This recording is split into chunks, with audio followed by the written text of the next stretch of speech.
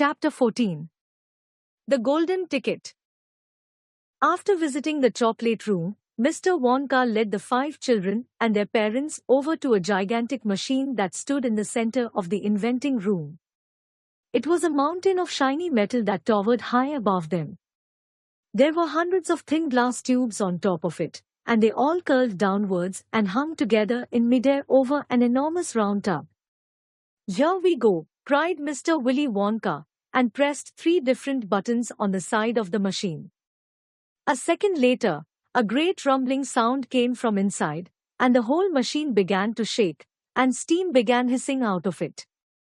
Suddenly, everyone noticed that some runny substance of different colors was pouring down the insides of all the little glass tubes and shooting out into the tub below. It was a lovely sight. When the tub was nearly full, Mr. Wonka pressed another button. Immediately, the runny liquid disappeared, a buzzing noise took its place, and the enormous tub began to turn, mixing all the different colored liquids. Gradually, the mixture got thicker and turned from blue to white to green to yellow and then back to blue again. "Watch," said Mr. Wonka. Click! Went the machine, and the whizzing stopped. And now all the thick blue mixture in the huge tub was quickly sucked back into the machine. There was a moment of silence. Then, a few curious rumblings were heard. Then, there was silence again. Suddenly, the machine let out a monstrous groan, and at the same time, a tiny drawer popped out of the side of the machine. In the drawer, there lay something so thin and small that everyone thought it must be a mistake. "You mean that's all?" said Mike TV, shocked. "That's all," answered Mr. Wonka, gazing proudly at the result. "Don't you know what it is?" There was a short silence. Then, suddenly, Violet let out a yell of excitement. "By gum, it's gum!" she screamed. "It's a stick of chewing gum." "Right you are," cried Mr. Wonka, patting Violet hard on the back. "It's a stick of gum. It's a stick of the most amazing, marvelous and sensational gum in the world. This gum," Mr. Wonka went on, "is my latest and most fascinating invention. It's a chewing gum meal. That tiny little strip of gum lying there is a whole 3-course dinner all by itself."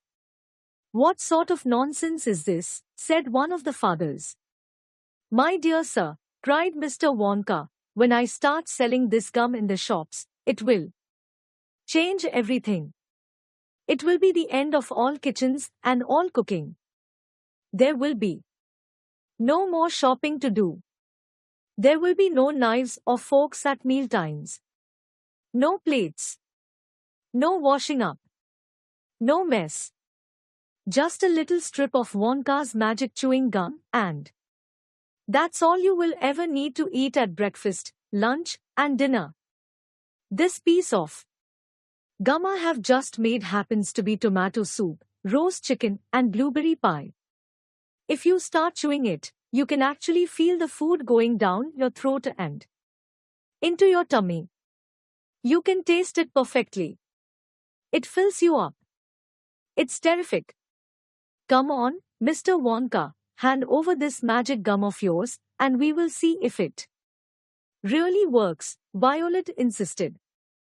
"I think it is better you didn't take it," Mr. Wonka told her gently. "You see, I haven't got it quite right yet. There are still 1 or 2 things." Before he could stop her, Violet kept chewing till she reached the blueberry pie. That's when she started to turn violet in color and began blowing up like a balloon till she looked just a big juicy blueberry.